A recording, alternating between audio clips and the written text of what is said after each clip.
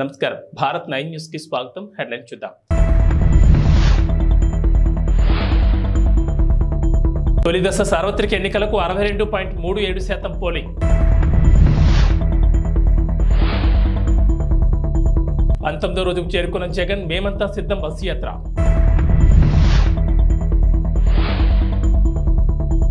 August 15లోగా ఖచ్చితంగా 2 లక్షల రుణమాఫీ. రేవంత్ ప్రచండ భానుడు నడినెత్తిన నిప్పులు జరుగుతున్న వడగాల్పులు వీస్తున్న దేశవ్యాప్తంగా 16.63 కోట్ల మంది ఓటర్లు తమ ఓటు హక్కును వినియోగించుకున్నారు.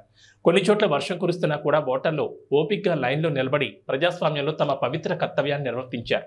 శుక్రవారం రాత్రి 9 గంటల సమయం వరకు అందిన వివరాల ప్రకారం సార్వత్రిక ఎన్నికల సమరం తొలి దశలో భాగంగా 21 రాష్ట్రాలు కేంద్రపాలిత ప్రాంతాల్లోని 102 స్థానాలు జరిగిన ఎన్నికల్లో 62.37% ఓటింగ్ నమోదైంది. కొన్ని చోట్ల నుంచి ఇంకా పూర్తిగా వివరాలు అందనందున పోలింగ్ శాతాలు ఇంకా పెరిగే అవకాశం ఉందని ఈసీ ఒక ప్రకటనలో వెల్లడించింది.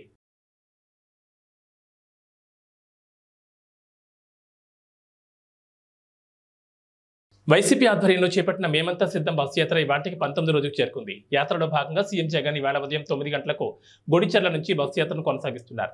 నక్కలపల్లి, పులపర్తి, యలమంచిలి బైపాస్ మీదుగా అచ్యుతాపురం చేరుకుంటారు. అక్కడ భోజనం చేసి నరసింగపల్లి మీదుగా సాయంత్రం చింతపాలెంలో ఏర్పాటు చేసిన బహిరంగ సభలో పాల్గొంటారు. అనంతరం బయ్యవరం, కత్తింకోట, అనకాపల్లి బైపాస్, అస్కపల్లి మీదుగా చెన్నైపాలెం చేరుకుని రాత్రికి అక్కడ బస చేస్తారు. 10 ఏళ్ల వరకు తెలంగాణలో కాంగ్రెస్ ప్రభుత్వం ఉంటుందని సీఎం రేవంత్ రెడ్డి స్పష్టం చేశారు. కాంగ్రెస్ కార్యకర్తల అండతో కుర్చీపై కూర్చున్నామని, తమని ఎవరూ కదపలేరని మహబూబాబాద్ జనజాతర సభలో చెప్పుకొచ్చారు. ఆగస్టు 15 లోపు రైతులకు 2 లక్షల రుణమాఫీ చేసి చూపిస్తామన్నారు ముఖ్యమంత్రి రేవంత్ రెడ్డి. భద్రాద్రి రాముడు సాక్షిగా మాట ఇస్తున్నట్టు చెప్పారు. ఎన్నికల కోడ్ వచ్చి రుణమాఫీ చేయలేకపోయామని అన్నారు. రైతులకు వడ్లకు క్వింటాలకు 500 బోనస్ ఖచ్చితంగా అందిస్తామన్నారు. ఎన్నికల్లో వచ్చిన వాగ్దానాలన్నీ ఖచ్చితంగా కాంగ్రెస్ ప్రభుత్వం అమలు చేస్తుందని చెప్పారు. కేసీఆర్ గానీ 10 ఏళ్ళు గద్దె మీద ఉన్న మోడీని ఎందుకు గద్దె దించమంటలేడు? మిత్రులారా, మీరు ఆలోచన చేయండి. 100 రోజుల్లో నేను ఇన్ని పనులు చేసిన, ఇంకా చేయాల్సినవి ఉన్నాయి. ఇవాళ ఎన్నికల కోడ్ వచ్చింది కాబట్టి ఇవాళ రైతు రుణమాఫీ నేను చేయలేకపోయినా. అందుకే ఈ నారాయణపేట గడ్డ మీద నుంచి తెలంగాణ రైతాంగానికి 69 లక్షల రైతులకు నేను మాట ఇస్తున్నా. ఆగస్టు 15 తారీఖు లోపల 2 లక్షల రూపాయల రైతు రుణమాఫీ చేసి తీరుతా. ఎట్లయితే నారాయణపేట కొడంగల్ ఎత్తిపోతల పథకం పూర్తి చేసినో, ఎట్లయితే ఆర్టీసీ ఉచిత ప్రయాణం ఇచ్చినో, ఎట్లయితే 500 రూపాయలకు సిలిండర్ ఇచ్చినో, అట్లనే 15 ఆగస్టు లోపల 2 లక్షల రూపాయల రైతు రుణమాఫీ చేస్తా. ఏకకాలంలో మొత్తంలో మీకు రుణమాఫీ చేసే బాధ్యత నాది. మీ బిడ్డను నేను. చేనేత కార్మికులకు చెల్లించాల్సిన బకాయిల్లో 50 కోట్లను రాష్ట్ర ప్రభుత్వం విడుదల చేసింది. గత ఏడాది బతుకమ్మ చీరలకు సంబంధించి అప్పటి బీఆర్ఎస్ ప్రభుత్వం దాదాపు 351 కోట్ల బిల్లులు చెల్లించలేదు. దీంతో వేలాది మంది కార్మిక కుటుంబాలు ఆందోళన దిగాయి. మంత్రి పొన్నం కార్మికులతో చర్చించి బకాయిల విషయాన్ని ప్రభుత్వం దృష్టికి తీసుకెళ్లారు. దీంతో ప్రభుత్వం ఆర్థిక వెసులుబాటును దృష్టిలో పెట్టుకుని 50 కోట్లు రిలీజ్ చేసింది. దీంతో వేలాది మంది కార్మికులకు ఊరట కలగనుంది. అదేవిధంగా రాష్ట్ర ప్రభుత్వం గడిచిన 3 నెలల్లో సమగ్ర శిక్ష అభియాన్ యూనిఫామ్ల తయారీకి సుమారు 47 కోట్లు అడ్వాన్స్గా చెల్లించింది. నూలు కొనుగోలు, సైజింగ్కు 14 కోట్లు విడుదల చేసింది. గత ఏడాది వేసవిలో మొత్తం 6,369 అదనపు ట్రిప్పులు నడిపామని, ఈసారి ఆ సంఖ్యను 9,111కు పెంచామని రైల్వే శాఖ తెలిపింది. అత్యధికంగా పశ్చిమ రైల్వే నుంచి 1,878 ట్రిప్పులు ఉండగా, వాయువ్య రైల్వే నుంచి 1,623, దక్షిణ మధ్య రైల్వే నుంచి 1,012, తూర్పు మధ్య రైల్వే నుంచి 1,003 తర్వాతి స్థానాల్లో ఉన్నాయి. మీడియా కథనాలు, సోషల్ మీడియా ప్లాట్ఫామ్లు, railway integrated help line number 139, passenger reservation system వంటి వేదికల నుంచి సేకరించిన సమాచారం ఆధారంగా డిమాండ్ను అంచనా వేసినట్లు రైల్వే శాఖ వెల్లడించింది. డిమాండ్కు అనుగుణంగా మరిన్ని రైళ్లు ట్రిప్పులను పెంచుతామని వెల్లడించింది. ప్రయాణికుల భద్రత, త్రాగునీటి లభ్యత, రద్దీ నియంత్రణ చర్యలు తీసుకోవాలని ఉన్నతాధికారులను రైల్వే శాఖ ఆదేశించింది.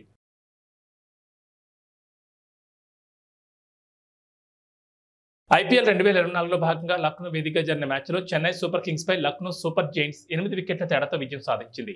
చెన్నై విధించిన 177 పరుగుల లక్ష్యాన్ని కేవలం 2 వికెట్లు కోల్పోయి 19 ఓవర్లలో ఛేదించింది. వరుస బాటంలకు ఫుల్ స్టాప్ పెట్టడమే కాకుండా చెన్నై వరుస విజయాలను అడ్డుకుంది. కేఎల్ రాహుల్ కెప్టెన్సీతోనూ బ్యాటింగ్తోనూ ఆకట్టుకున్నాడు.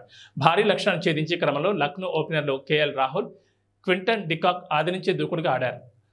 లీడింగ్ రన్స్ చేయడమే కాకుండా కీపింగ్తోనూ ఆకట్టుకున్న KL Rahul player of the మ్యాచ్గా నిలిచాడు.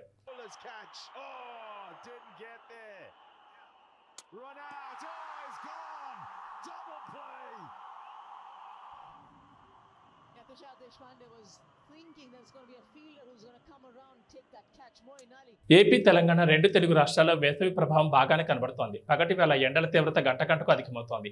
సాధారణం కన్నా ఉష్ణోగ్రతలు 2 నుంచి 3 డిగ్రీలు అధికంగా ఉండనున్నాయి. వాతావరణంలో మార్పు కూడా స్పష్టంగా కనబడుతోంది. మధ్యాహ్నం వేళ భోజనం చేసిన తర్వాత ఎండకు జడిసి బయటకు వెళ్లడం కూడా మానుకుంటున్నారు జనాలు. 2 రోజుల నుంచి ఎండల తీవ్రత గట్టిగా ఉంటుంది. శరీరం డిహైడ్రేట్ కాకుండా చూసుకోవాలని వైద్యులు సూచిస్తున్నారు. తెలంగాణలో పగటి ఉష్ణోగ్రత గరిష్టంగా 33 డిగ్రీలు నమోదవుతుంటే రాత్రి సమయంలో 20 డిగ్రీలుగా నమోదవుతోంది. మరోవైపు గాలులు కూడా వీస్తున్నాయి. తెలంగాణ ప్రాంతంలో వేడి కూడా ఎక్కువగా అవుతోంది. గులకరాయి దాడి ఘటనలో మలుపులు తిరుగుతున్న దర్యాప్తు ఇప్పుడు విజయవాడ సెంట్రల్ నియోజకవర్గ టీడీపీ అభ్యర్థి బొండా ఉమామహేశ్వర వైపు వెళ్తోందా? కేసులో ఆయనను నిందితుడిగా చేర్చే ప్రయత్నాలు జరుగుతున్నాయా అంటే ప్రస్తుతం జరుగుతున్న పరిణామాలు అందుకు అవుననే సమాధానమిస్తున్నాయి. విజయవాడ మొగల్రాజ్పురంలోని బొండా ఉమా ఇంటి వద్ద అజిత్ సింగ్ నగర్లో పార్టీ కార్యాలయం వద్ద శుక్రవారం రాత్రి హైడ్రామా నడిచింది. ఉన్నట్టుండి ఒక్కసారిగా పోలీసులు పార్టీ కార్యాలయం వద్దకు చేరుకోవడంతో అక్కడ ఉద్రిక్త పరిస్థితులు ఏర్పడ్డాయి. పోలీసులు వచ్చిన సమాచారం తెలుసుకున్న పార్టీ కార్యకర్తలు భారీ సంఖ్యలో కార్యాలయం వద్దకు చేరుకున్నారు.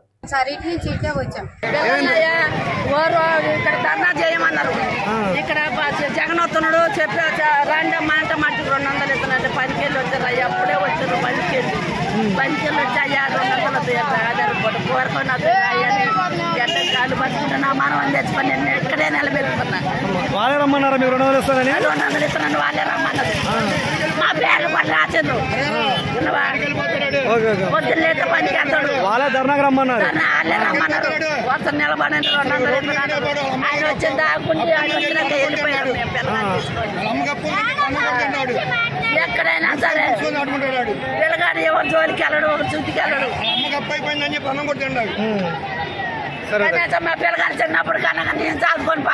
జలగన్న జగన్ కు ఇదివరకు ఇచ్చిన ఒక్క ఛాన్సే చివరి ఛాన్స్ కావాలని టీడీపీ అధినేత చంద్రబాబు అన్నారు. తోపిడి విధ్వంసమే సీఎం జగన్ నైజమని మండిపడ్డారు. అధికారం కట్టబడితే వ్యవస్థను నాశనం చేస్తాడన్నారు. గత 5 ఏళ్లలో 5 లక్షల కోట్లు దోచుకున్నాడని, దోపిడీ సొమ్మంతా విదేశీ బ్యాంకుల్లో దాచుకున్నాడని ఆరోపించారు. ప్రజాగళ యాత్రలో భాగంగా శుక్రవారం కర్నూలు జిల్లా ఆలూరు, అనంతపురం జిల్లా రాయదుర్గం నియోజకవర్గ పరిధిలో కనేకలలో జరిగిన భారీ బహిరంగ సభలో ఆయన ప్రసంగించారు. జగన్ రెడ్డి శవరాజకీయాలు చేస్తూ లాభపడాలని చూస్తున్నాడన్నారు. గత ఎన్నికల్లో కోడికత్తి డ్రామా ఆడాడు, ఇప్పుడేమో గులకరాయి డ్రామా ఆడుతున్నాడన్నారు. జెండాలు కొని దించాలి, అందరూ కూడా జెండాలన్నీ దించాలి, అన్ని పార్టీల జెండాలు దించాలి, వెనకనాళ్ళు కనపడాలి, మళ్ళీ ఎగిరేద్దాం. అందరూ కూడా జెండాలు కిందికి దించాలి. ఎంఆర్పీఎస్, తెలుగుదేశం, బీజేపీ, జనసేన అన్ని జెండాలు దించాలి. ప్లీజ్ జెండా దించమా. మీరు కూడా తమిళలో ప్లే కార్డు కూడా జనసేన పవన్ కళ్యాణ్ ప్లే కార్డు కూడా దించండి, మళ్ళీ ఎగిరేద్దాం.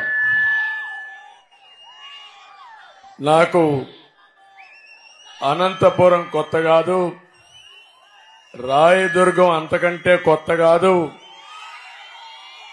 ఈరోజు నేను వచ్చింది ఎన్నికల్లో మీ అందరిలో ఒక చైతన్యం తేవాలని.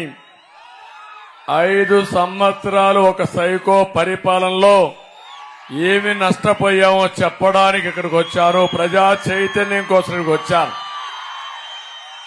నేను ఎక్కడికి పోయినా నా జీవితంలో ఎప్పుడూ చూడని స్పందన చూస్తున్నాను. ఇది రాష్ట్రానికి శుభ సూచకం. తమ్ముళ్ళు, ఈరోజు నేను ఆలూరుకు వచ్చాను.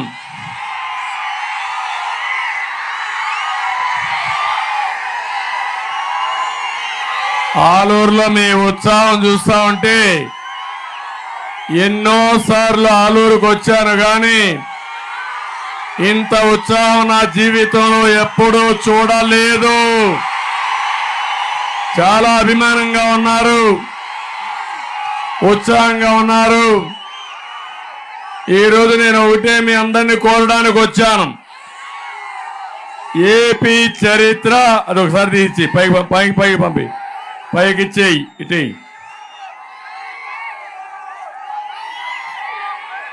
ఇప్పుడే మా తమ్ముడు ఎండిపోయిన వరి పంట తీసుకొచ్చి ఈ ప్రభుత్వం వల్ల, నీళ్లు లేని దాని వల్ల, కరెంటు లేని దాని వల్ల నా పంట పూర్తిగా పోయింది, దిక్కులేని వాడైపోయాను ఒక రైతు బాధపడే సంఘటన.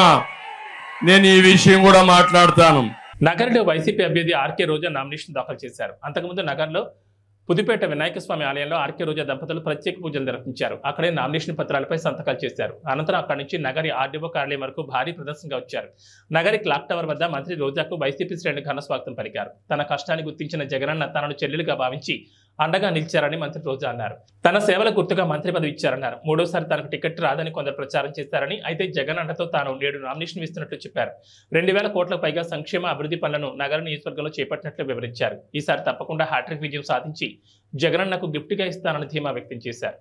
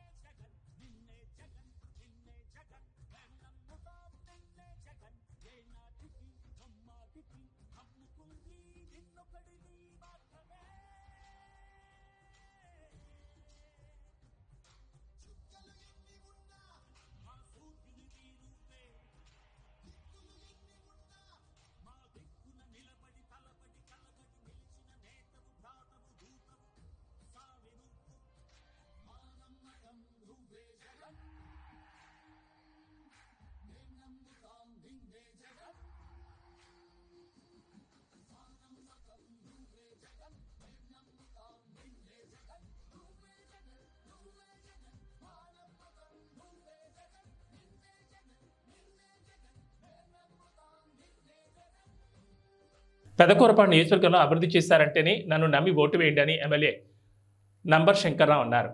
అమరావతి మండల కేంద్రంలో ప్రచారం నిర్వహించారు. ఈ సందర్భంగా మాట్లాడుతూ 2019లో ఒక ఛాన్స్ ఇచ్చారు, 2024లో మరో ఛాన్స్ ఇస్తే రాష్ట్రం మన నియోజకవర్గంలో మరింత అభివృద్ధి చెందుతుందని శంకర్రావు అన్నారు. ఫ్యాన్ గుర్తుపై ఓటు వేసి వైసీపీని గెలిపించారని పెదకూరపాడు నియోజకవర్గ ప్రజలకు, నాయకులకు, అభిమానులకు పేరు పేరున అభ్యర్థించారు. కిలోమీటర్లు మనకోండి 7 సీ పోర్టులు తయారు చేస్తున్నాడు. అవి కనుకొస్తే మనకి ఇన్కమ్ రావడానికి ఎక్కువ అవకాశం ఉంది. ఆయన చేసే పనులు చాలా మంచి పనులు. రాబోయే రోజుల్లో మంచి ఇన్కమ్ వస్తుంది ఆంధ్రప్రదేశ్ కి. మరి ఐటీ రావాలంటే ఇక్కడ వాతావరణం క్లైమేట్ మనకి బాగా లేనప్పుడు ఇక్కడ రాదు, ఐటీ రాదు. అన్ని చోట్లకి ఐటీ రాదు. చంద్రబాబు చెప్పేది నేనే ఐటీని సృష్టించాలని చెప్తున్నాడు. మరి ఇక్కడ ఎందుకు పెట్టలేకపోయాడు? 14 సంవత్సరాలు సీఎం గా ఉన్నాడు. వైజాగ్ లో ఎందుకు పెట్టలేదు? విజయవాడలో ఎందుకు పెట్టలేదు? తిరుపతిలో ఎందుకు పెట్టలేదు? హైదరాబాద్ అనేది ఆయన చెప్పే మాటలు ఇవన్నీ నేనే సృష్టించాను. హైదరాబాద్ నేచురల్ గా గ్రోత్ అది. ఐటీ అనేది అక్కడ కుదిరింది, వచ్చేసింది అంతే. అన్ని రాష్ట్రాలు వచ్చారు, అక్కడ కుదిరింది. బెంగళూరు కుదిరింది, మద్రాసు కుదిరింది, పూణే కుదిరింది. మిగతా రాష్ట్రాలు కుదరలేదే. బాంబే కుదరలేదే, కలకత్తా కుదరలేదే, ఢిల్లీ కుదరలేదే. ఈయన చెప్పేవన్నీ గ్రాఫిక్స్, ఈయన చెప్పేదంతా అబద్ధాలు. మన ఆంధ్రప్రదేశ్ లో ఐటీ రావాలంటే ఏదైనా కొద్ది గొప్ప వస్తే వైజాగ్ తప్పితే ఎక్కడికి రాదని. అక్కడ మనకి అన్ని భాషలు వచ్చిన వాళ్ళు అక్కడ ఎంతో కొంత ఉన్నారు కాబట్టి అక్కడ డెవలప్ అవడానికి అవకాశం ఉంది. ఈ చంద్రబాబు చెప్పేది గ్రాఫిక్స్ మాత్రం దయచేసి మీరు నమ్మొద్దు. మీరు నమ్మితే మునిగిపోవడం తప్పితే ఆయన చెప్పే మాటలు ఒక్కటి కూడా నిజం లేదు. మరి మనకి ఇన్కమ్ రావాల్సిన సోర్స్ ఉన్నాయి, చాలా ఉన్నాయి. మనకి సీ పోర్ట్ ఉంది, 800-900 కిలోమీటర్లు ఉంది. అక్కడ పోర్టులు పెడుతున్నాడు. అక్కడ పోర్టు పెడితే మరి ఎక్స్పోర్ట్ ఇంపోర్ట్. జగన్ను మరోసారి ముఖ్యమంత్రిగా చేయాలని ఎన్నికల ప్రచారంలో భాగంగా వైసీపీ బద్వేల్ అదనపు సమన్వయకర్త నల్లేరు విశ్వనాథరెడ్డి అన్నారు. కడప జిల్లా కలసపాటు మండలంలోని పలు గ్రామాల్లో వైసీపీ బద్వేల్ అదనపు సమన్వయకర్త నల్లేరు విశ్వనాథరెడ్డి జరగబోయే ఎన్నికల్లో భాగంగా ఇంటింటి ప్రచారం నిర్వహించారు. ముందుగా ఆ గ్రామాల ప్రజలు ఆయనకు పూలమాలలు వేసి ఘనంగా స్వాగతం పలికారు. అనంతరం మాట్లాడుతూ రాష్ట్రంలోని గ్రామాలు సైతం ప్రజలకు సంక్షేమ ఫలాలు అందాలన్నా, అభివృద్ధి చెందాలన్నా మరోసారి జగనన్నను ముఖ్యమంత్రిగా చేయాలని కోరారు. సంక్షేమ లక్ష్యంగా పనిచేస్తూ అహర్నిశలు ప్రజల అభివృద్ధి కోసం పాటుపడే జగనన్నను మరోసారి ముఖ్యమంత్రిగా గెలిపించాలని ఆయన కోరారు. ఫ్యాన్ గుర్తుపై ఓట్లు వేసి ఎమ్మెల్యే అభ్యర్థి దాసరి సుధని మరియు కడప ఎంపీ అభ్యర్థి వైఎస్ అవినాష్ రెడ్డిని అత్యధిక మెజార్టీతో గెలిపించాలన్నారు.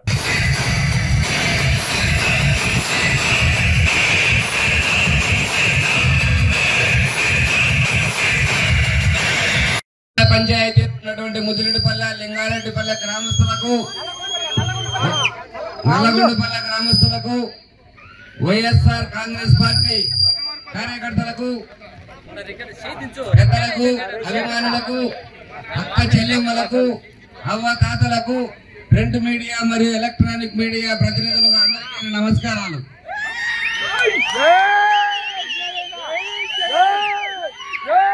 ప్రచారంలో భాగంగా నాకు ముదిరెడ్డిపల్లె రావడం చాలా సంతోషకరమైన విషయం. ఎందుకంటే ముదిరెడ్డిపల్లెతో గత నాకు 30 సంవత్సరాల నుంచి వ్యాపార రీత్యా కానీ, స్నేహితపరంగా కానీ, రాజకీయ కానీ అవినావ సంబంధం ఉంది. అందుకు నేను ధన్యవాదాలు తెలుపుకుంటూ సంతోషపడుతున్నాను.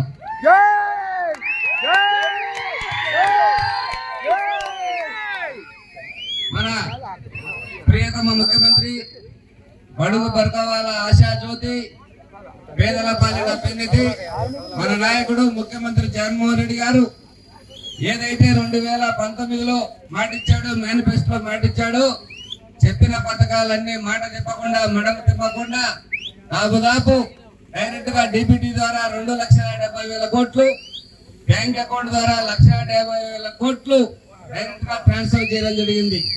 ఆ రోజు ఏం చెప్పాడంటే ప్రచారంలో భాగంగా కులాలు చూడం, మతాలు చూడం, పార్టీలు చూడం, వర్గాలు చూడం అని చెప్పి ప్రతి ఒక్కరికి పథకాలు ఇచ్చినటువంటి మన జగన్మోహన్ రెడ్డి.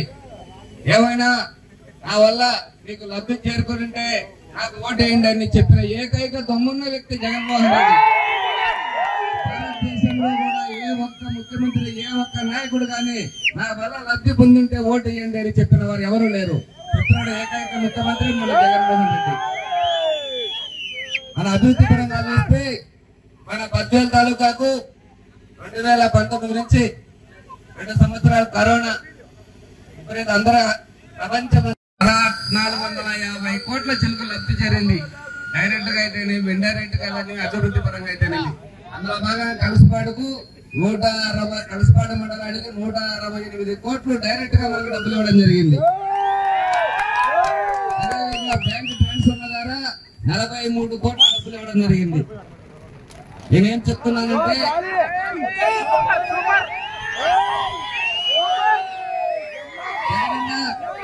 ఎలక్షన్ లో నవరత్నాలలో భాగంగా విద్యా వైద్యానికి ఎక్కువ పీట వేశాడు. ఎందుకు వేశాడంటే విద్యా వైద్యం ఎక్కడ ఉంటే అక్కడ అభివృద్ధి బాగుంటుంది, ఆ ఇల్లు బాగుంటుంది, జిల్లా బాగుంటుంది, రాష్ట్రం బాగుంటుందని చెప్పి విద్యా వైద్యానికి వేశాడు. విద్యా వ్యవస్థలో భాగంగా మన జగనన్న ప్రతి ప్రభుత్వ పాఠశాలను కూడా ప్రైవేటు పాఠశాలలుగా తీర్చిదిద్దడం జరిగింది. ఎంతో మందికి అద్భుతంగా శానిటైజేషన్ విషయంలో కానీ, బుక్కుల విషయంలో కానీ, డ్రెస్సుల విషయంలో కానీ, మధ్యాహ్నం భోజన విషయంలో కానీ, పిల్లలు చదువుకునే విషయంలో అన్ని విధాలుగా తీర్చడం జరిగింది. ప్రపంచ స్థాయిలో విద్యా వ్యవస్థలో పోటీ పడాలని చెప్పి ప్రతి స్కూల్లో ఇంగ్లీష్ మీడియం పెట్టడం జరిగింది. అంతేకాకుండా Eiffel, TOEFL, IB, CBSE syllabus కూడా పెట్టడం జరిగింది.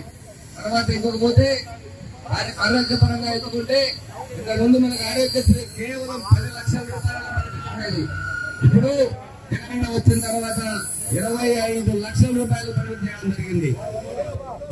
కాకపోతే ప్రతి హెల్త్ రాష్ట్ర వ్యాప్తంగా 10,000 హెల్త్ క్లినిక్ పెట్టి ప్రతి ఇంటికి ఒక ఫ్యామిలీ డాక్టర్ కూడా ఏర్పాటు చేయడం జరిగింది. అంతేకాకుండా తెలంగాణ ముఖ్యమంత్రి అయిన తర్వాత ఏకంగా 17 మెడికల్ కాలేజీలు పెట్టి 100,000 మంది డాక్టర్లను ప్రకటించడం జరిగింది. మన బద్వేల్లో డయాలసిస్ సెంటర్ ఇన్ని రోజులు మనం ఎక్కడైనా కిడ్నీ పరిస్థితి డయాలసిస్ కోసం హైదరాబాద్, నెల్లూరు పరిస్థితి. ఈ రోజు బద్వేల్లో కూడా డయాలసిస్ ఏర్పాటు చేయడం జరిగింది. ప్రభుత్వ విప్ ఎమ్మెల్యే గ్రంథి శ్రీనివాస్ భీమవరం నియోజకవర్గానికి వైసీపీ ఎమ్మెల్యే అభ్యర్థిగా నామినేషన్ దాఖలు చేశారు. అయితే ఎమ్మెల్యే గ్రంథి శ్రీనివాస్ నామినేషన్ దాఖలు చేస్తున్నారనే సమాచారం ప్రజలకు తెలియడంతో ఎవరికి వారు వేలాదిగా తరలివచ్చారు. వారి రాకతో భీమవరం జనసంద్రంగా మారింది. ఒక విధంగా చెప్పాలంటే ముఖ్యమంత్రి జగన్మోహన్ రెడ్డి ప్రజా సంకల్ప యాత్రలో పాదయాత్ర చేసినప్పుడు జనాదరణ ఎలా ఉందో నేడు ఎమ్మెల్యే గ్రంథి శ్రీనివాస్ కు ప్రజాదరణ అలా ఉందని చెప్పొచ్చు. పట్టణంలో మెయిన్ రోడ్డుతో పాటుగా ఏ రోడ్డు చూసినా ఆయన అభిమానులు ఎదురేగి మరీ ఆయనకు మద్దతు పలికారు. నామినేషన్ దాఖలు సందర్భంగా ఎమ్మెల్యే గ్రంథి శ్రీనివాస్ ఉదయమే భీమవరం ఎలవేల్పు మావుళ్ళ అమ్మవారిని దర్శించుకుని ప్రత్యేక పూజలు నిర్వహించారు. ముందుగా ఆలయ పరిధిలోని వినాయకుడికి పూజలు నిర్వహించారు. అనంతరం పద్మావతి వెంకటేశ్వర స్వామివారిని దర్శించుకున్నారు. తనకు మద్దతు పలకడానికి ఇంటికి వచ్చిన వేలాది మంది అభిమానులతో ఆయన కరచాలనం చేశారు. పాదయాత్ర చేసుకుంటూ ఆర్డీఓ కార్యాలయానికి చేరుకుని ఎన్నికల అధికారి ఆర్డీఓ శ్రీనివాస్ రాజులకు నామినేషన్ పత్రాన్ని అందించారు.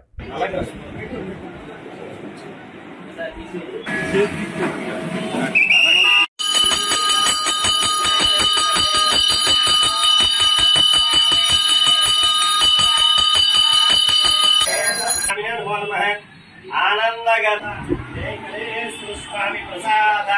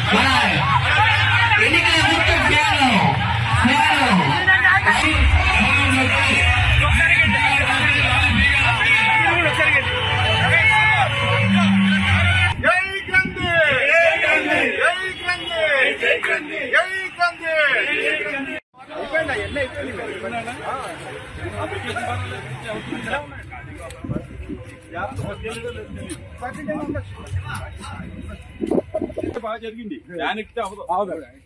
ఫ్యాన్ ఎక్కితే అడ్డం పెట్టేది అరకే కరెక్ట్. భూమి మీద తీసుకోవాలి.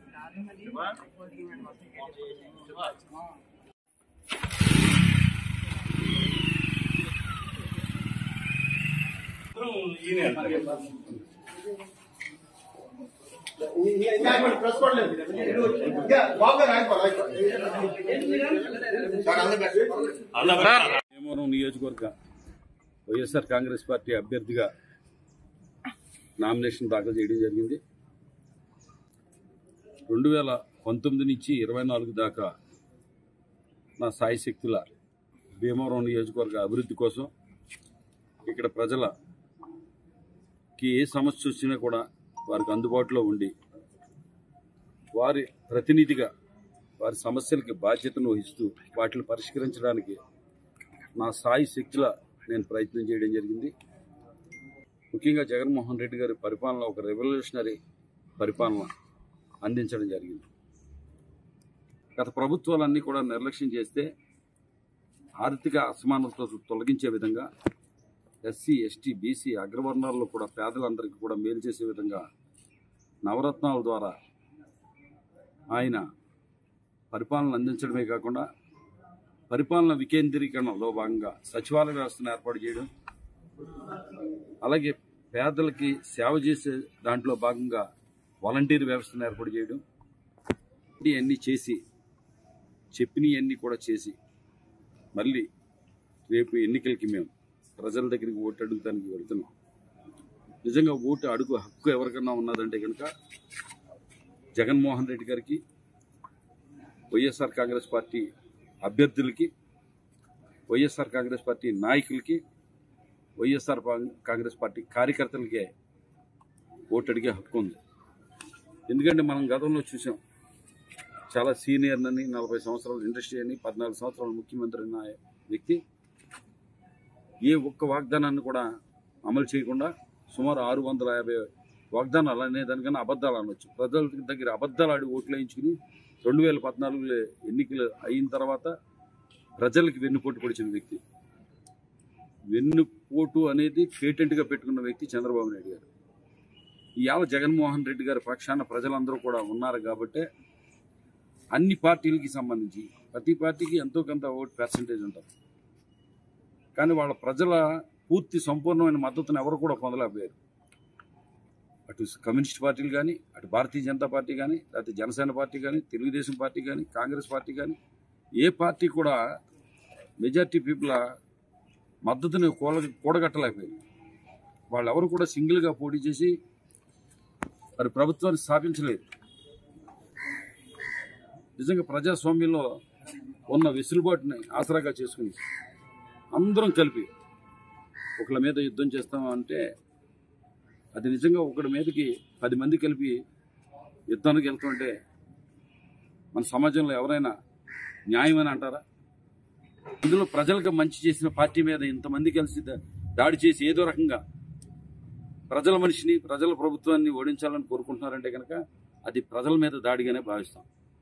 ఇవాళ రాష్ట్ర ప్రజలందరూ కూడా అలా భావించి జగన్మోహన్ రెడ్డి గారి వెంట నడిచి మళ్ళీ మన ప్రభుత్వం, వైఎస్ఆర్ ప్రభుత్వం, జగన్మోహన్ రెడ్డి గారిని మన ముఖ్యమంత్రిగా చేసుకోవడానికి సిద్ధంగా ఉన్నారని చెప్పి తెలియజేసుకుంటాం.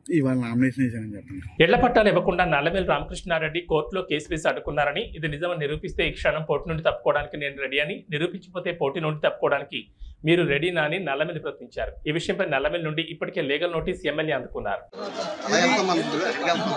అదే పట్టాల గురించి తప్పుడు ప్రచారం చేస్తున్నారు. నేను కోర్టులో వేసాను. నేను ఇప్పుడు మీ ఎదురుగా ఛాలెంజ్ చేస్తున్నాను. మీరు అడగండి ఆయన. నేను కోర్టులో వేసినట్టు ఆయన నిరూపించగలిగితే నేను ఇవాళ పోటీని తప్పుకుంటాను. నిరూపించలేకపోతే ఆయన తప్పుకుంటాడే అడగండి. మేము వచ్చిన తర్వాత మీకు పట్టాలు ఇచ్చే బాధ్యత నాది.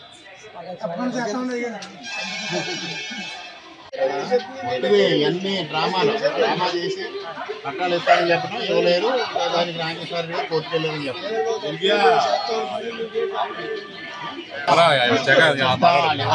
ఇవన్నీ అబద్ధాలు చెప్తారు. చేతగానే తను ఏంటంటే మీ వేసిన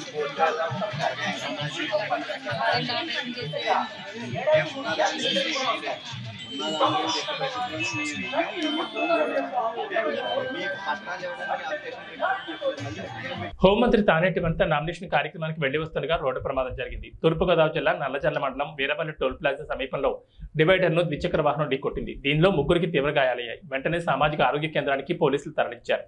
ఇద్దరి పరిస్థితి విషమంగా ఉండడంతో రాజమండ్రి ప్రభుత్వ ఆసుపత్రికి తరలించారు.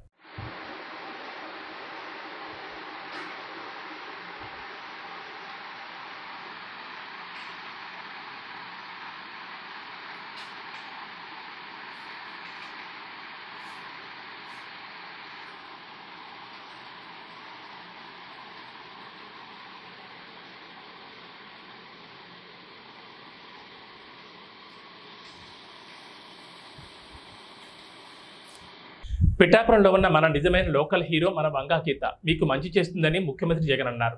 Local hero versus cinema hero ఎన్నికల్లో మీ ఓటు లోకల్ హీరోకే వేయాలని సీఎం జగన్ అన్నారు. పిఠాపురంలో ఉన్న ప్రతి ఒక్కరూ ఆలోచన చేయమని కోరుతా ఉన్నాను. లోకల్ హీరో కావాలనా లేకపోతే సినిమా హీరో కావాలనా అని ఆలోచన చేసుకోమని కోరుతా ఉన్నా. అక్కకు ఓటేస్తే ఎప్పుడు మీతోనే ఉంటుంది, మీకు మంచి చేస్తుంది. నేను కూడా దగ్గరుండి మంచి చేయిస్తాను అక్కతో. కానీ సినిమా హీరోకు మాత్రం ఓటు వేస్తే ఓటు వేయించుకున్నంత సమయంలో మాత్రమే ఇక్కడ ఉంటాడు. జ్వరం వచ్చినా కూడా తాను మళ్ళీ హైదరాబాద్కి వెళ్ళిపోతాడు. గుర్తుపెట్టుకోమని మీ అందరితో కూడా కోరుతా ఉన్నాను. అక్కపై మీ చల్లని దీవెనలు ఆశీస్సులు ఉంచవలసిందిగా సవినయంగా కోరుతా ఉన్నా. ఏబీ బులెటిన్ విశేషాలు. నమస్కారం.